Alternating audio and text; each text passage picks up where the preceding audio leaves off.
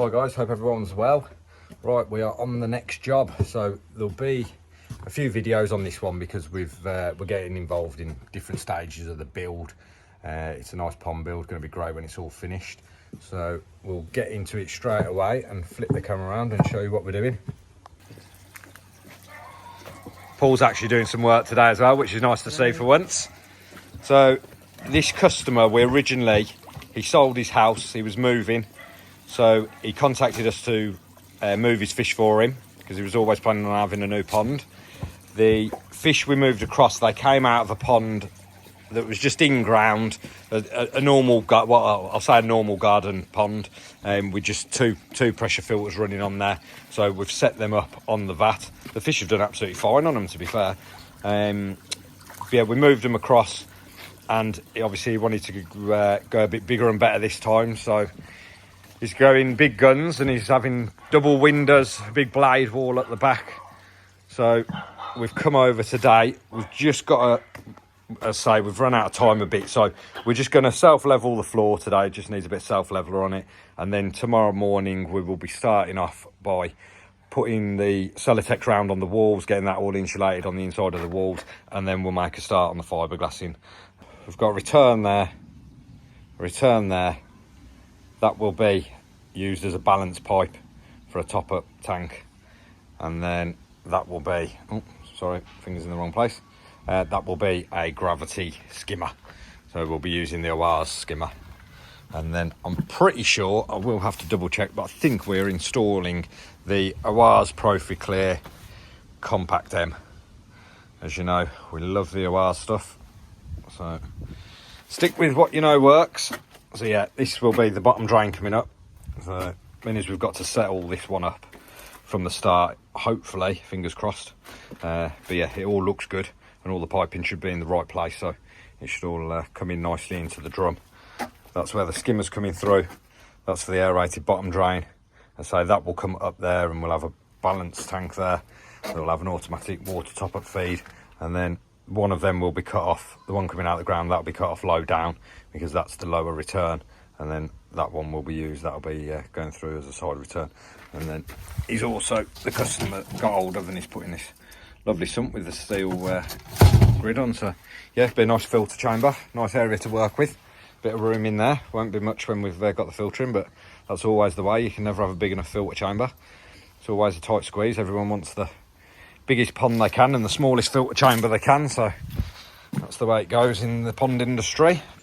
Right then, we've got, for the one wall, we're just putting on 25mm, and that is because you will have the blade up in that wall and then it's going to be cladded, so we don't want a big ridge coming out, so we're just using slightly thinner board on that. But then the other walls, being as we're getting triple laminated glass, it will be 50mm PIR insulation.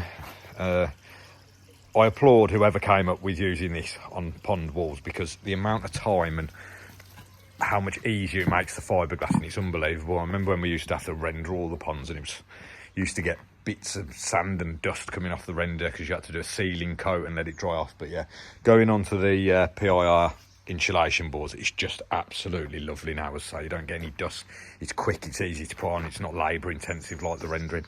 But yeah, we did the base yesterday, so it's still, there's a couple of bits that are slightly damp, but they should be dry by the time we've done the boarding and stuff. And we're going to start fiberglassing the walls first, so it's got plenty of time to dry out today. So we shall get cracking, and I'll film it going on.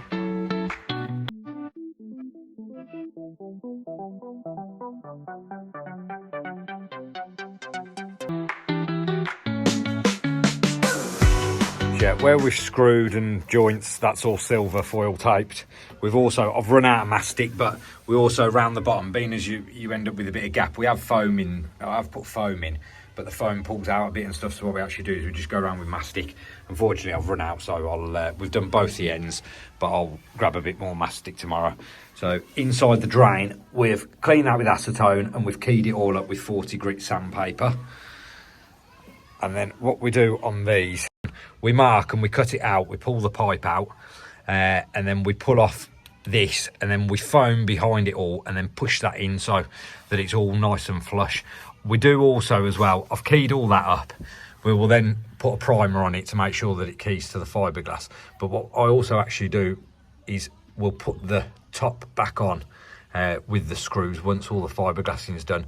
The only thing, if you do it that way, that you need to make sure of is you just need to pilot hole through the fiberglass where they are, because when you try to put the screw through and do it up, it will lift the fiberglass off the actual tank connector. So yeah, do make sure you pilot hole them if you ever do it. But yeah, it's a nice way to get them in, and as I say, except for it being very, very slightly off, they're completely flush with the so it gives you a nice finish on it.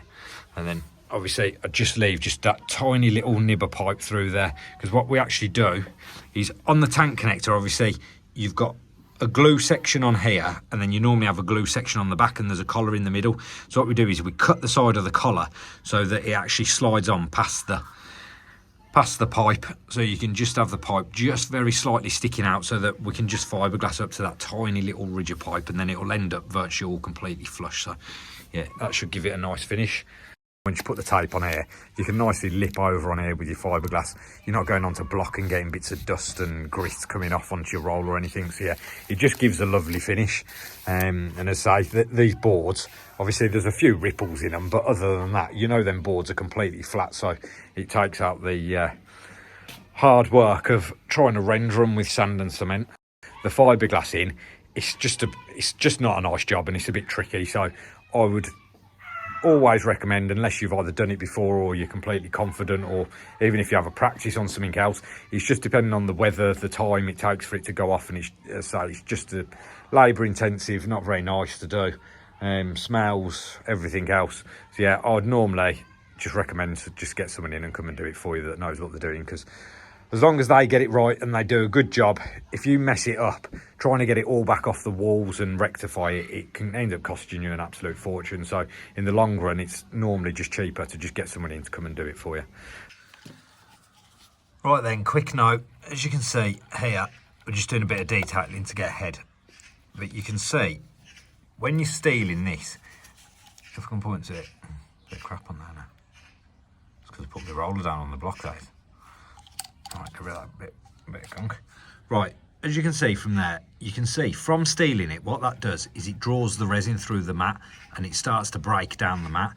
So it looks like it's just all clear, and you can't really see the fibres. It needs to break down slightly more, but you can't see the fibres. If you're having any one to fiberglass or you're doing it yourself, this is what it looks like unsteeled. So if I get close, hopefully you can see all the strands of matting, and there's pinholes still in there. There's all little tiny pinholes because the mat hasn't been broke down and steeled and pushed together. So if you're having it done or you're doing it yourself, if you look at it and you can see these strands of mat or any pinholes or anything, that's not how it should be.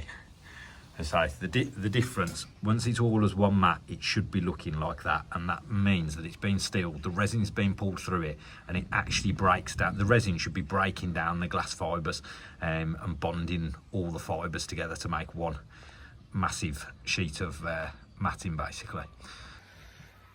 Right then, that's us all done for today. We've just done the detailing around all the returns there, and then I'll zoom in, you might be able to see we've done round the bottom drain. When you're fiberglassing, it's just them little detailing bits that slow you down, so it slows you down a bit when you're going around the windows as well, to be honest, rather than just doing big straight drops. But we'll get them done first thing around the windows, and then we're just onto the big drops then. So we'll go again tomorrow. Morning everyone, back at Mike's Pond.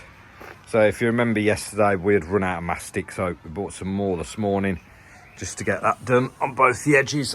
Then we did round the bottom drying yesterday afternoon, so that's all nicely gone off. And then as you can see, we have pilot holed them and screwed the flanges back on the front. So they're a bit of silicone, flange screwed on.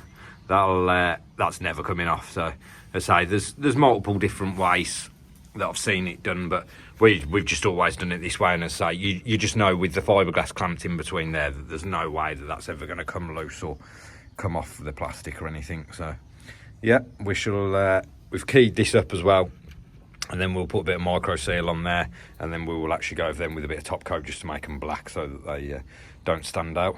So we'll get cracking on the fiberglassing. We've got the window reveals to do first, then we'll do the walls, and then we'll finish off with the base, and then let that all go off ready for the top coat. Right then, it is now 3 o'clock, so we started about 8 o'clock this morning.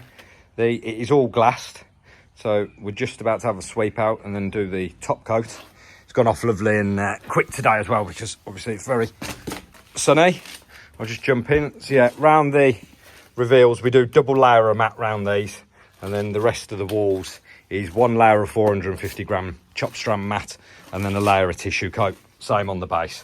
As you can see, we've gone over all of these. That's all keyed up and prepped now, so we'll flow coat the whole lot. Doesn't look much different, but by the time we've done the flow coat, it'll look completely different. There's my mate this morning. Right, we're back over at Mike's Pond. I didn't get a chance when we finished the other day, but yeah, we got the top coat on and stuff, so I'll record it this morning for you and show you it all. Today, this has had a chance to bake over the weekend, so that's absolutely solid, gone off lovely. So today we've got the windows coming, so we will trim off here with an angle grinder, tidy up all the reveals, and then we will be putting the glass in. So I'll show you when we do that. We'll also just run over with our hand any little sharp bits. You just get them occasionally. We'll just knock them off with a bit of rough sandpaper. So we'll get to it, get cracking, and I'll video the window going in.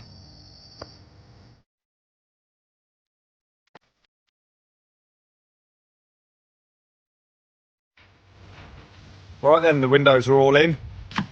They've actually changed the glass. It was going to be triple laminated, but it's double laminated because it's actually thicker glass. So I actually prefer it, to be fair. It's yeah, I think it's nicer than the triple lamination. So yeah, they're all in, all siliconed in. That's the end for this video, and we shall catch you all on part 2.